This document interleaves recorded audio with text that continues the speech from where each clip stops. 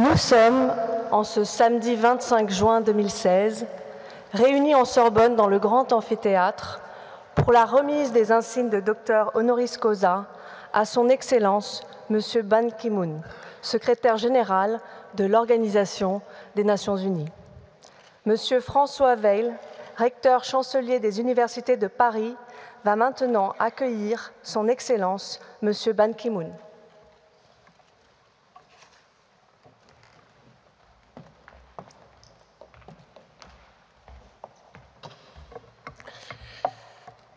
Monsieur le secrétaire général de l'Organisation des Nations Unies, Monsieur le ministre représentant le gouvernement français, Messieurs les ministres, Mesdames et Messieurs les ambassadeurs, Monsieur le président de l'Université Panthéon-Sorbonne, qui accueillait avec moi cette cérémonie, Madame l'adjointe à la maire de Paris, Mesdames et Messieurs les élus, Mesdames et Messieurs les membres distingués de la délégation de l'Organisation des Nations Unies, Madame le vice-chancelier des universités de Paris, Mesdames et Messieurs les présidents d'universités, de grands établissements d'enseignement supérieur et de recherche et de communautés d'universités et d'établissements, Mesdames et Messieurs les professeurs, chers collègues, Mesdames et Messieurs les hautes personnalités, je crois avoir oublié Monsieur le défenseur des droits, qu'il veuille bien, cher Jacques, me pardonner. Mesdames et Messieurs, soyez les bienvenus en Sorbonne. Monsieur le secrétaire général, votre venue, à l'occasion de votre visite en France, dans ce lieu qui, depuis 9 siècles, symbolise la vie de l'esprit, honore toute la communauté universitaire parisienne. C'est une marque de considération à laquelle nous sommes particulièrement sensibles et un témoignage de la place nécessaire qu'occupe l'université dans la libre circulation mondiale des savoirs et des idées. Elle atteste votre intérêt bien connu pour la France, son histoire, sa culture, sa langue et sa place dans le monde. Elle constitue aussi un indice des liens amicaux entre la France et le pays dont vous avez été l'un des diplomates les plus réputés, la Corée, et je me plais à mentionner ce fait en pleine année croisée France-Corée, et alors que son Excellence, Madame la Présidente de la République de Corée, nous a fait l'honneur de sa présence en Sorbonne il y a quelques semaines pour recevoir un doctorat honoris causa d'une autre université parisienne. Mais votre venue aujourd'hui est d'abord un signe fort de l'attachement de l'université parisienne aux questions internationales et aux enjeux globaux dont vous êtes le symbole et l'incarnation. Cet attachement est ancien. L'université de Paris médiévale était largement ouverte sur l'Europe et constituait une étape obligée du grand tour des clercs du temps. Plus près de nous, la première personnalité à avoir été distinguée par un doctorat honoris causa de l'Université de Paris, Woodrow Wilson, le fut en raison de sa contribution à la paix dans le monde et notamment de l'idée, avancée en janvier 1918 dans le célèbre discours dit des 14 points, d'une association générale des nations dont, au-delà des événements tragiques des années 1930 et 1940, l'Organisation des Nations Unies est la lointaine héritière. Cet intérêt, cette ouverture du monde universitaire parisien aux grandes questions mondiales se retrouve tout au long du XXe siècle et du siècle présent. J'en prendrai 2 exemples seulement. D'abord, la création, il y a 90 ans, de la Cité internationale universitaire de Paris, émanation de l'université et campus porteur de valeurs de paix, d'échanges intellectuels et de fraternité entre des étudiants du monde entier. Et je forme d'ailleurs le vœu que l'UNESCO reconnaisse un jour proche la valeur patrimoniale de ce haut lieu de la culture universitaire mondiale. Ensuite, les travaux de recherche, les partenariats individuels ou institutionnels, les aventures de l'esprit qui unissent tant d'universitaires parisiens et leurs collègues d'autres pays, les programmes d'échange qui voient nos étudiants parcourir la planète et nos universités accueillir en retour d'autres étudiants venus de près ou de loin. Dans la communauté universitaire française, les universités de Paris et d'Île-de-France sont parmi celles qui sont le plus systématiquement ouvertes à l'autre et aux questions qui parcourent le monde et trop souvent, hélas, le transforment en arène. Là est le sens de la cérémonie d'aujourd'hui. Elle témoigne de l'admiration et du respect que suscite en France votre action au service de la paix, de la démocratie et des droits de la personne humaine.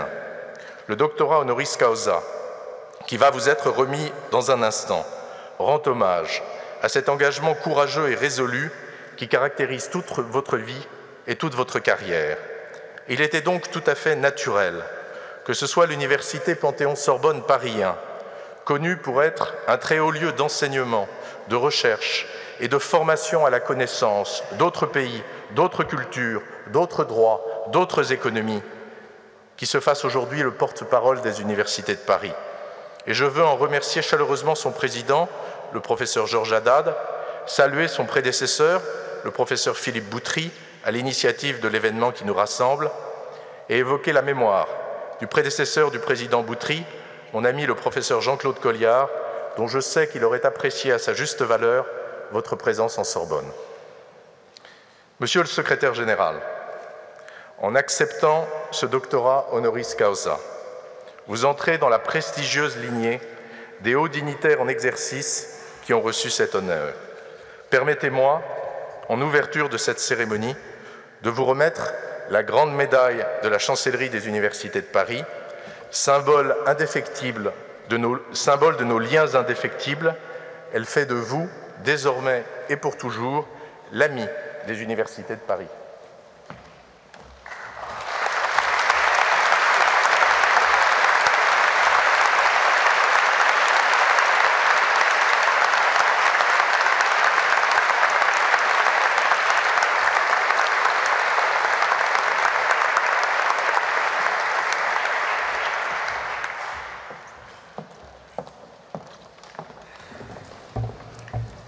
L'Université Paris 1 Panthéon-Sorbonne, spécialisée dans les domaines des sciences politiques et économiques, de la gestion, du droit, des arts et des sciences humaines, est présidée par Monsieur le professeur Georges Haddad.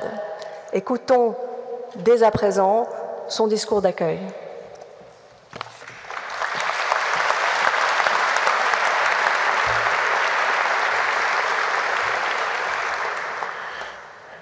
Monsieur le ministre, Monsieur le défenseur des droits, Monsieur le recteur chancelier des universités, Mesdames et Messieurs les ambassadeurs et représentants du corps diplomatique, Mesdames et Messieurs les membres de l'Organisation des Nations Unies, Madame le maire adjoint de la ville de Paris, Mesdames et Messieurs les maires d'arrondissement, Mesdames et Messieurs les hautes personnalités, Madame le vice-chancelier des universités, Mesdames et Messieurs, présidents et chefs d'établissement de l'enseignement supérieur, Mesdames et Messieurs, les vice-présidents, directeurs et professeurs de l'Université Paris 1 Panthéon-Sorbonne, Mesdames et Messieurs, chers collègues, chers amis, chers étudiants.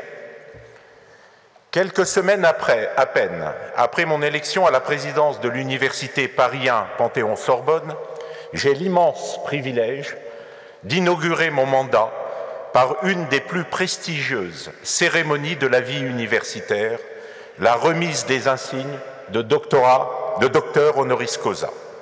N'oublions pas cependant les très émouvantes cérémonies de remise de diplômes à nos chers étudiants et doctorants. Mon plaisir est aujourd'hui d'autant plus grand que la cérémonie se tient en l'honneur de son Excellence M. Ban Ki-moon, secrétaire général des Nations Unies. Sachez, Monsieur le secrétaire général, que je fus pendant de nombreuses années, de manière indirecte, un de vos collaborateurs par mon engagement à l'UNESCO en qualité de directeur au secteur de l'éducation. Il me paraît important de rappeler devant l'auditoire qui nous honore de sa présence la devise de l'UNESCO qui symbolise de façon à nulle autre pareille la pertinence et l'importance de votre mission à la tête de l'Organisation des Nations Unies. Je cite, « Les guerres prenant naissance dans l'esprit des hommes, il faut édifier les défenses de la paix dans l'esprit des hommes par l'éducation, la science et la culture. » Cette devise, Monsieur le secrétaire général, vous l'avez mise en application tout au long de votre existence personnelle et professionnelle. La paix repose sans conteste sur l'éducation, la science et la culture, tout comme l'accomplissement des grands objectifs mondiaux du développement durable, portés et soutenus par l'Organisation des Nations Unies et par vous-même. Permettez-moi de rappeler très brièvement que 40 000 générations environ, 25 ans à peu près par génération, nous séparent de l'acquisition par l'homme de l'usage du feu. 40 000 générations. 100 générations seulement de l'apparition de la démocratie athénienne. 12 générations du siècle des Lumières. 9 générations du démarrage de la société industrielle. 6 générations de l'institutionnalisation progressive du droit à l'éducation, du droit de vote et de l'éligibilité des femmes. Enfin, 2 générations pour la liberté et l'indépendance des peuples colonisés. Ainsi, l'ère du développement, associée au progrès, tel que nous l'entendons, à savoir ce souci constant de mettre l'éducation, la recherche et l'innovation au service de la société, a été l'affaire d'une dizaine de générations, précédée par une dizaine de générations préalables. Il s'agit donc d'une période bien réduite comparée aux millénaires qui nous séparent de la captation du feu par l'homme et de son désir d'échapper à la fragilité de son existence. Autrement dit, l'ère du développement, au sens moderne, représente à peine l'équivalent d'une minute sur une échelle de 24 heures. Cette modeste remarque démontre que les objectifs du développement durable représentent une réelle révolution pour l'homme moderne et qu'ils ne seront atteints que par une mobilisation totale des institutions fondées sur le savoir et sur la connaissance, au tout premier plan desquelles se trouvent les universités.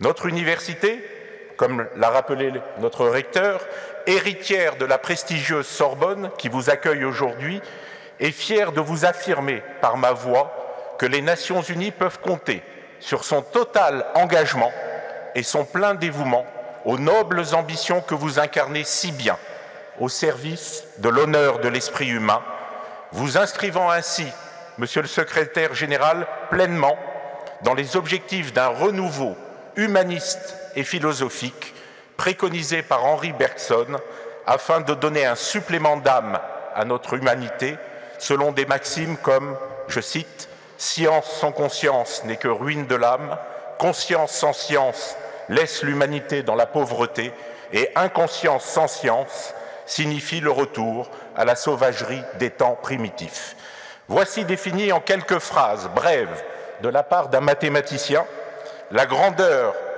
de l'engagement des Nations Unies et le vôtre, Monsieur le Secrétaire général, pour un monde plus juste et pacifique. Je vous remercie.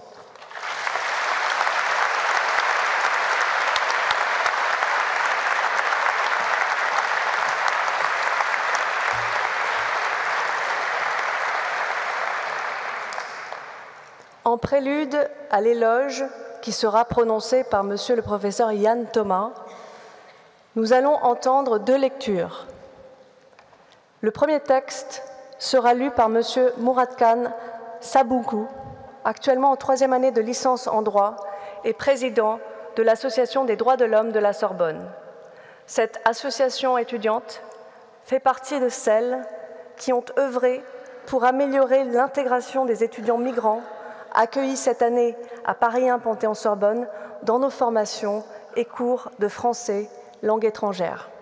Le second texte sera lu par Madame Zeynab Aboukir, étudiante responsable de l'antenne Human Rights de SONA, Sorbonne pour l'Organisation des Nations Unies Aspire. L'objectif de cette antenne est de promouvoir et sensibiliser le milieu étudiant au sujet des droits humains.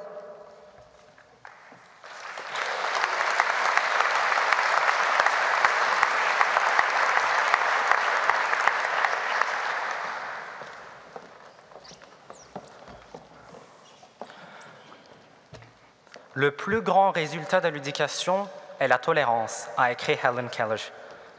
Privés de l'audition, De la parole et de la vue, elle a obtenu un diplôme universitaire et consacré ensuite toute son existence à prôner la tolérance et à défendre la cause des personnes handicapées.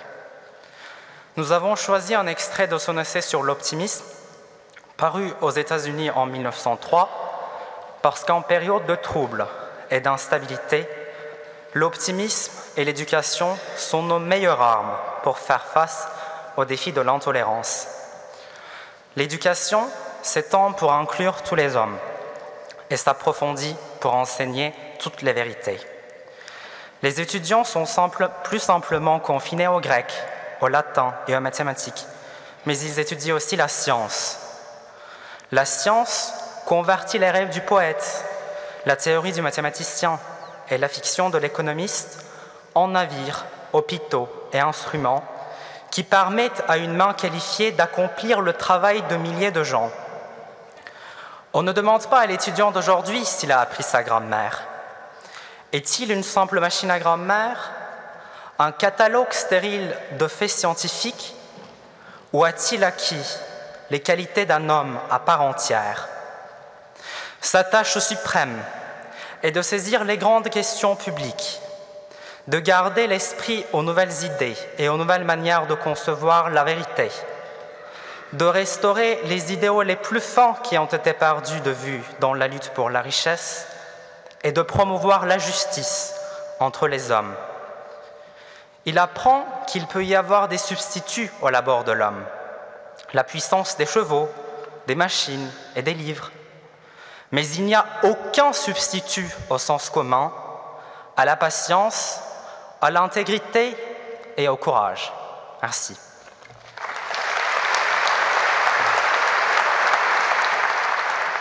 Le second texte est un extrait du dernier essai d'Édouard Glissant, Philosophie de la relation, paru chez Gallimard en 2009. Poète et penseur du tout monde, Édouard Glissant développa l'idée d'une nouvelle poétique, de la relation à l'œuvre dans le monde. Pensée de la créolisation, de la mondialité, des identités rhizomes, opposées aux identités à racines uniques. Il nous invita à une insurrection des imaginaires, à sortir de l'histoire avec un grand H pour entrer enfin dans les histoires des humanités. La pensée de l'errance n'est pas l'éperdue pensée de la dispersion, mais celle de nos ralliements non prétendus d'avance, par quoi nous migrons des absolus de l'être aux variations de la relation, où se révèle l'être comme étant, l'indistinction de l'essence et de la substance, du mouvement et de la demeure. L'errance n'est pas l'exploration, coloniale ou non, ni l'abandon à des errements. Elle sait être immobile et emportée en même temps. Par la pensée de l'errance, nous refusons les racines uniques et qui tuent autour d'elle. La pensée de l'errance est celle des enracinements solidaires et des racines en rhizome. Contre les maladies de l'identité racine unique, elle est et reste le conducteur infini de l'identité-relation.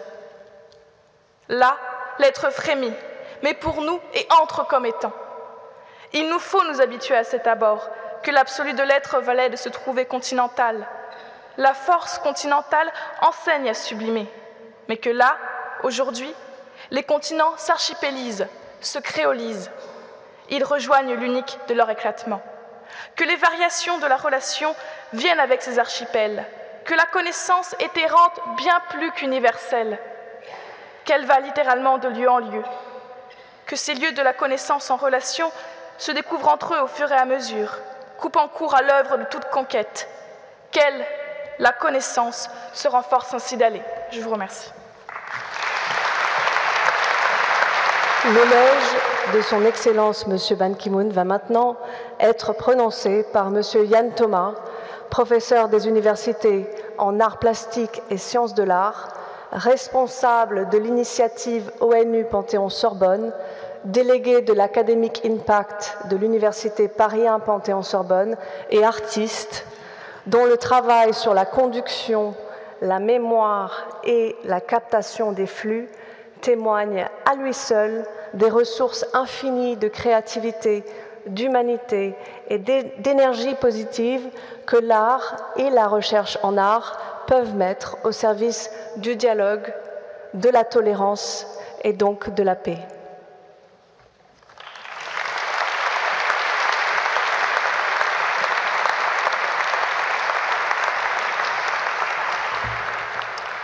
Votre Excellence, Monsieur le Secrétaire général, cher Ban Ki-moon, c'est au nom de l'Université de Paris 1 Panthéon-Sorbonne que j'ai l'honneur de prononcer cet éloge, ce laudatio, aujourd'hui en Sorbonne, au cœur de son plus prestigieux amphithéâtre, entouré des figures tutélaires de la Sorbonne, Robert de Sorbon, Descartes, Lavoisier, Rollin, Pascal et Richelieu, et sous le flot pictural de cette fresque monumentale du peintre Puvis de Chavannes, qui figure le bois sacré de la connaissance.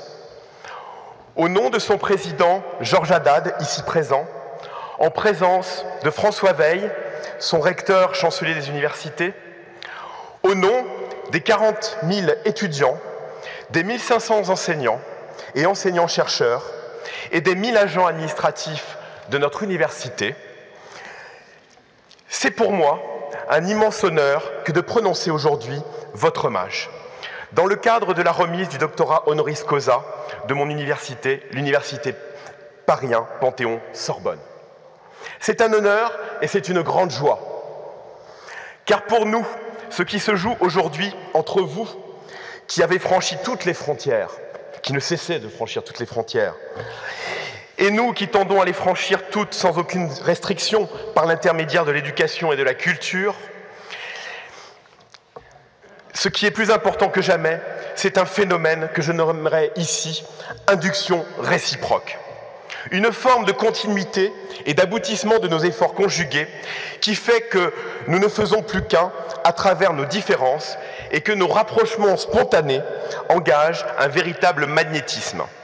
Et ici même, la mobilisation de l'énergie des forces vives, de l'enseignement supérieur et de la recherche.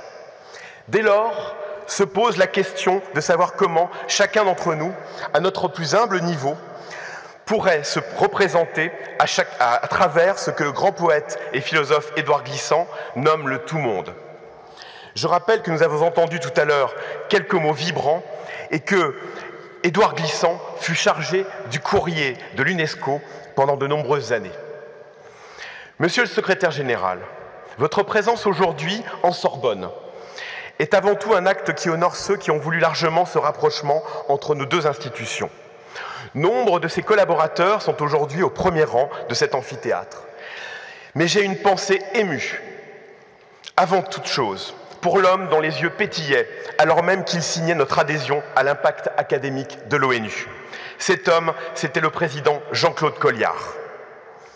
Depuis, sous l'impulsion du président Philippe Boutry, à qui vous avez pris la main pour signifier tant votre solidarité que votre engagement, ici présent à notre côté et que je salue chaleureusement, nous avons activement développé des initiatives destinées à accompagner notre engagement, notamment avec l'initiative ONU Panthéon-Sorbonne. Les étudiants Aspire de l'association Sorbonne-ONU ont pris pleinement part à cette mobilisation, fidèles aux 10 principes directeurs du projet pour le millénaire. Vous nous avez engagés à promouvoir l'enseignement des droits de l'homme, l'éducation pour tous, l'accès à l'enseignement supérieur, la collaboration des universités à l'échelle internationale, la citoyenneté globale, la paix et la résolution des conflits, le combat contre la pauvreté, le développement par l'éducation, enfin, le dialogue entre les cultures et la lutte contre l'intolérance. Soyons enthousiasmés par ce défi que vous nous avez lancé. Car avec le président Georges Haddad, qui nous revient d'une résidence de 20 années d'engagement intense au sein de l'UNESCO, nous allons assurer une pleine continuité dans notre projet. Aujourd'hui, vous incarnez des questions et des résolutions qu'il nous faut voir émerger spontanément. Vous nous mobilisez à un moment de notre histoire et de l'histoire de l'humanité où l'intelligence collective doit plus que jamais s'exprimer par des actes obliques, transversaux, fédérateurs, des actes de solidarité, même si parfois ils peuvent apparaître dissonants au premier abord. En tant que professeur en arts plastiques et artiste, et même, et vous le savez, artiste observateur en l'ONU depuis 2007, il m'arrive souvent de vous observer et d'observer le fonctionnement de la grande organisation que vous dirigez. Je suis étonné de voir à quel point, pour vous, l'art et la culture sont des domaines que vous jugez comme moteurs, alliés les uns aux autres, pour nous montrer le chemin de l'action, même si, souvent, le monde peut nous révéler des réalités insupportables, à l'image de la reproduction de la peinture de Pablo Picasso Guernica, qui trône en permanence à la gauche du Stakeout, le lieu des déclarations solennelles du Conseil de sécurité. Témoignage incontournable de ce que les hommes sont capables d'engendrer lorsqu'il y a absence de tout partage des imaginaires et des différences, lorsqu'il y a désunion, creusant ainsi plus encore des chemins de l'intolérance et les chemins du mépris. Vous dites souvent que vous n'avez pas de grandes connaissances en art. Je me demande ce que représenterait la connaissance à votre haut niveau d'opération, sans une conscience profonde que la culture est en mesure de nous élever à une appréhension commune de l'humanité, conscience dont vous êtes pleinement investi et que vous vous devez d'incarner en permanence, où que vous soyez. Comprendre ce que c'est de partager alors l'expérience de l'art ensemble ne serait finalement plus, dès lors, qu'une occasion de relever des défis inscrits profondément en nous et de tendre, par une forme de pratique commune, d'intelligence concertée, à la résolution des problèmes majeurs qui ébranlent le monde. L'art au service de la mobilisation des esprits et au service de la paix. Cher Ban Ki-moon, la communauté universitaire a été pleinement mobilisée en décembre dernier pour le climat. Puis, dans la foulée, nous avons tenté, et nous tentons toujours, de trouver des solutions afin de contribuer à la résolution locale des situations liées aux populations déplacées en provenance de Syrie et d'autres régions. Inspirés que nous sommes des positions de solidarité que l'ONU ne cesse de prôner à travers votre voix. Dans le même temps, il peut nous arriver d'oublier ce que cette organisation représente pour le monde, parce qu'elle peut nous paraître lointaine.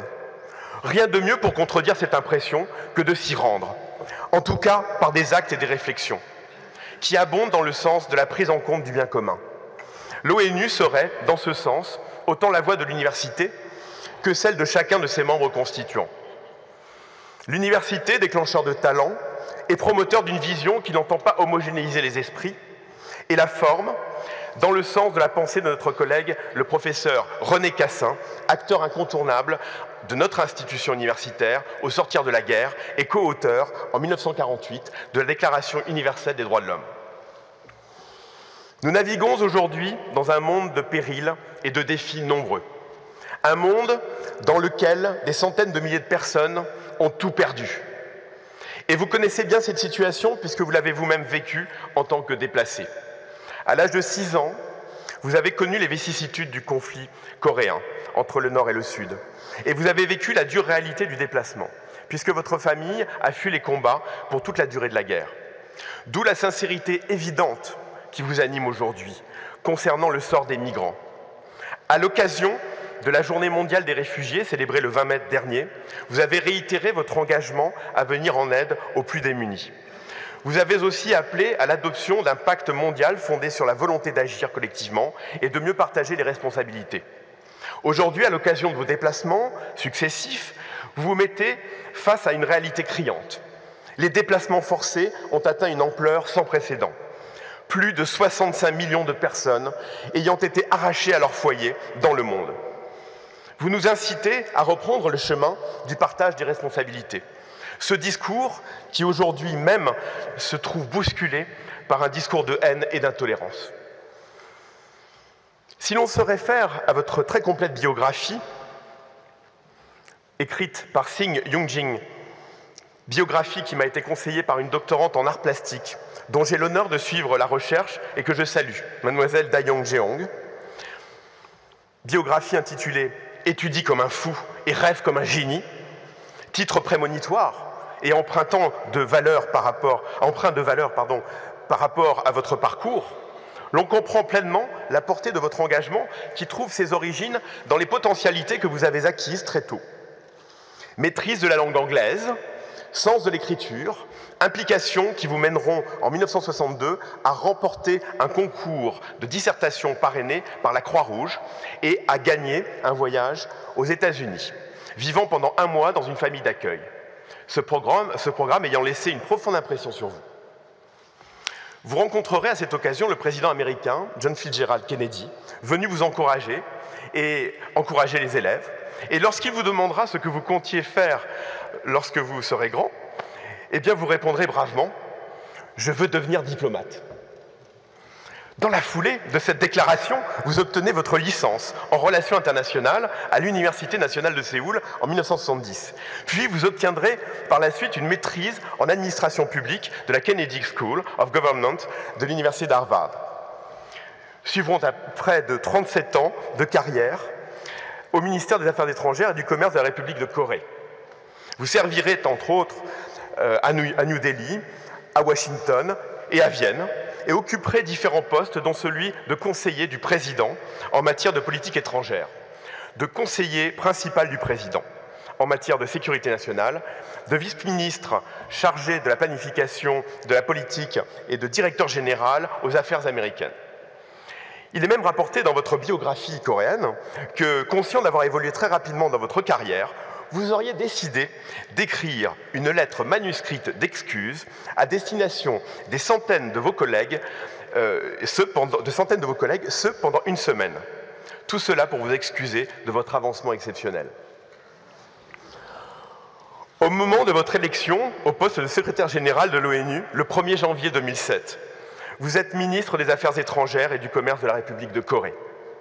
Je salue au passage son Excellence, M. Chul Min-mo, ambassadeur de la République de Corée. Immédiatement, vous dessinez les contours de votre politique. Promouvoir le développement durable en pointant ce que Stéphane Hessel nommait l'urgence et la justice climatique. Rendre autonome l'action des femmes, notamment à travers l'action du programme de UN Women. Aider les pays en situation de crise ou d'instabilité. Donner une impulsion nouvelle au désarmement, à la maîtrise des armements et à la non-prolifération. Renforcer l'Organisation des Nations Unies en tant que telle, ce que vous ferez en la réformant en profondeur. Tendre la main et promouvoir les valeurs fondamentales présentes au cœur même de la Déclaration universelle des droits de l'homme et essayer, quoi que cela vous demande de déplacement, de réunion, de négociation, d'énergie, d'être la voix des sans-voix et le défenseur des gens sans défense à travers le monde. Car être secrétaire général de l'Organisation des Nations Unies, c'est être inscrit dans un travail de co-construction et de partage d'énergie mutuelle. Vous êtes, cher Ban Ki-moon, un homme de cœur. Et j'aimerais, pour finir chaleureusement ce discours d'éloge, saluer tous vos proches, ainsi que tous vos amis ici présents. Longue vie à cette interaction féconde entre l'ONU et Paris 1 Panthéon-Sorbonne et la Sorbonne. Elle sera sans nul doute, pour les années à venir, un de nos défis majeurs. Ainsi, il conviendra de se transcender, ce sans limitation. Toutes les forces convoquées impliqueront un flux continu et tout à la fois une discontinuité rayonnante. Réinventons, sublimons le corps collectif et la charge d'empathie qui est en nous.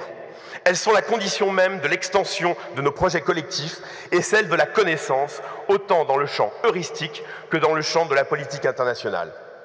Je vous remercie de votre attention.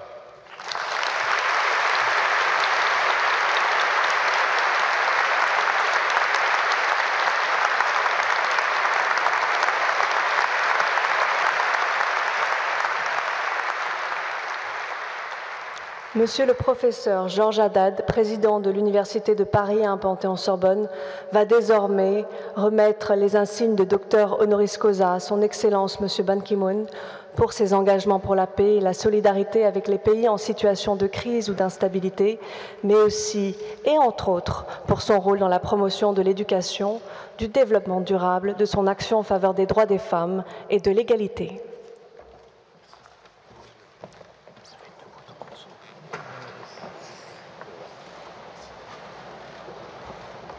C'est le moment le plus délicat de la cérémonie, donc je ne sais pas. Ici. Monsieur le secrétaire général des Nations Unies, Excellence, Monsieur Ban Ki-moon, j'ai l'immense honneur de vous décerner les insignes de docteur honoris causa de l'Université Paris 1 Panthéon-Sorbonne.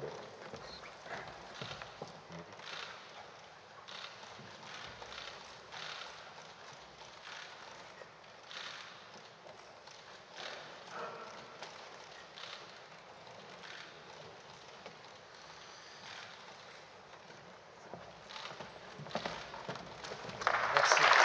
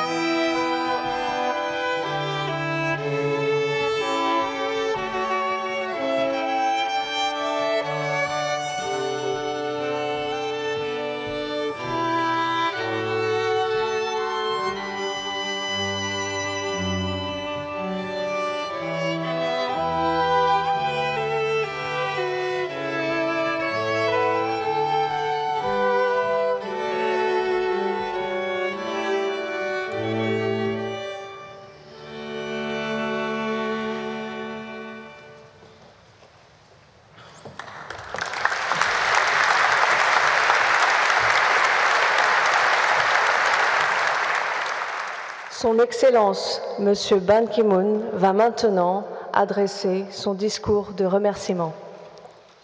Monsieur François Weil, recteur, chancelier des universités de Paris, Madame Marie-Laure Coquelet, vice-chancelier, Monsieur Georges Haddad, président de l'université Paris 1, Panthéon-Sorbonne, Son Excellence Monsieur Jean-Vincent de Placé, secrétaire d'État en charge de la réforme et de l'état de la simplification du gouvernement de la France, Madame Marie-Christine Lénard-Delay, la vice-maire de Paris, Mesdames et Messieurs les professeurs, Mesdames et Messieurs les chers étudiants, c'est un grand honneur pour moi d'être ici.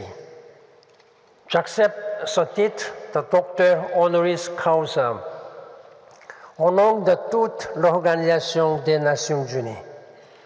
De nombreux fonctionnaires des Nations Unies sont diplômés de la Sorbonne. Cette université a formé un grand nombre de dirigeants qui ont marqué l'histoire.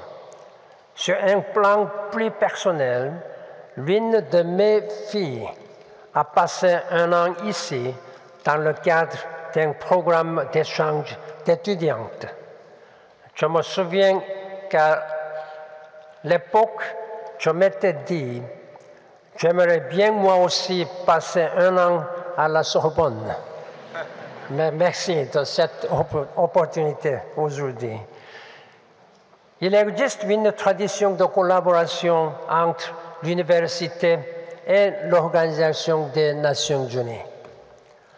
En décembre dernier, la Sorbonne a accueilli de nombreuses manifestations pendant la semaine du changement climatique, au cours de laquelle les dirigeants ont accompli un geste historique lorsqu'ils ont adopté le premier accord mondial sur le changement climatique depuis des décennies. Je tiens à remercier Son Excellence le Président François Hollande du savoir-faire dont la France a fait preuve pour mener à bien les négociations. La Sorbonne s'est également fait la championne des droits de l'homme, une des causes fondamentales pour lesquelles se bat l'Organisation des Nations Unies. L'université est maintenant le centre des droits de l'homme de l'initiative L'Impact universitaire. Le président Guthrie a exprimé son ferme attachement à cette mission lorsque nous nous sommes rencontrés en 2013. Je l'ai encouragé à passer par l'association Sorbonne pour l'Organisation des Nations Unies, SONU, pour inviter les étudiants à se joindre au groupe Aspire de l'ONU. Je remercie les nombreux membres du groupe Aspire et de l'association SONU qui sont présents ici aujourd'hui. Je suis également très reconnaissant au président George Haddad qui a dirigé la division de l'enseignement supérieur de l'UNESCO.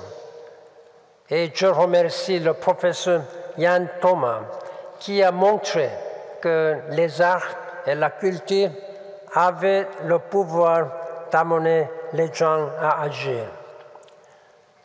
Compte tenu de notre partenariat solide, j'aimerais lancer 3 appels.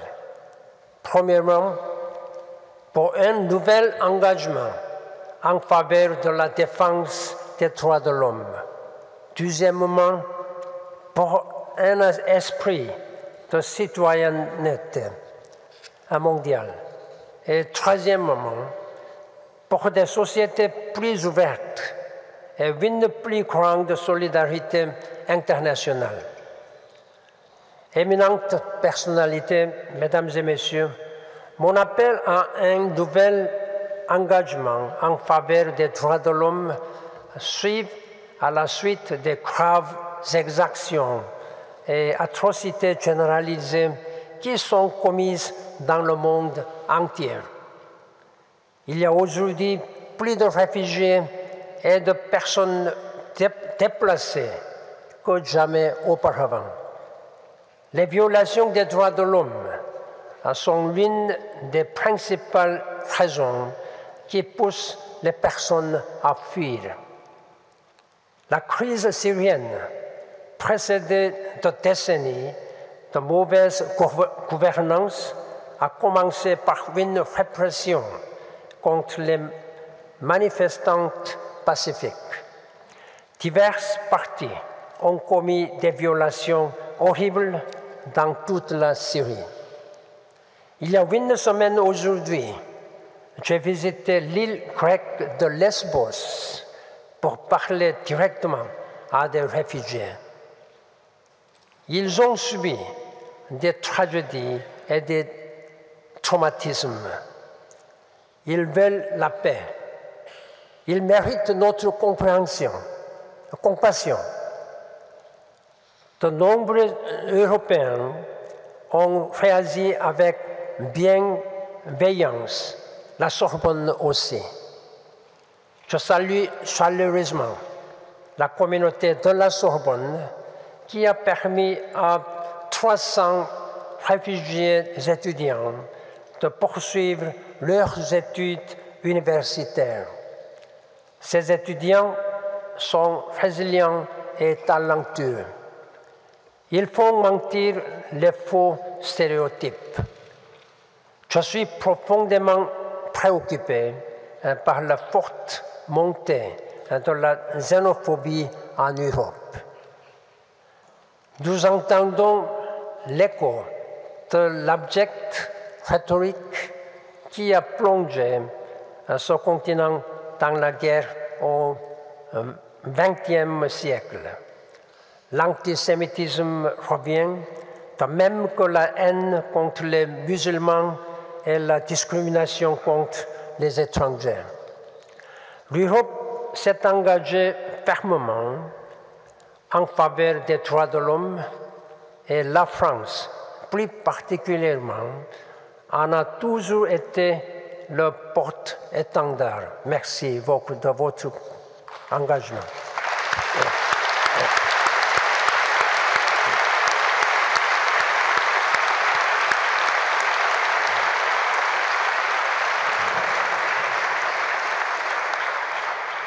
Chers professeurs et étudiants, mesdames et messieurs, le deuxième appel que lance aujourd'hui est pour que les jeunes deviennent des citoyens du monde. Les étudiants de la Sorbonne font partie de la génération de jeunes la plus nombreuse de l'histoire.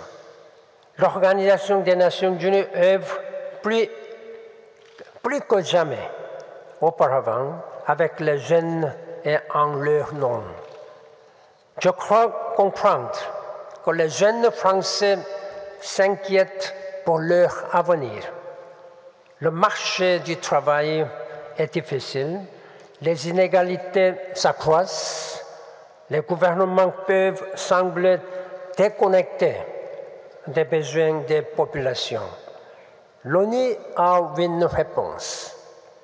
Le programme de développement durable à l'horizon 2030 est le plan audacieux et ambitieux que nous avons pour transformer le monde au cours des 15 prochaines années, au moment où les jeunes d'aujourd'hui deviendront des adultes.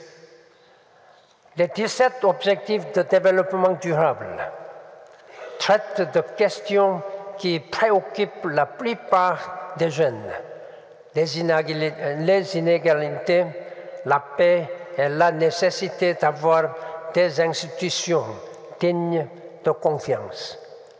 Le programme 2030 envisage également un monde où les femmes bénéficient pleinement de leurs droits. La Sorbonne est le berceau d'une pensée féministe importante. Je suis fier d'être féministe. J'estime que c'est une qualité essentielle d'un secrétaire général de l'ONU.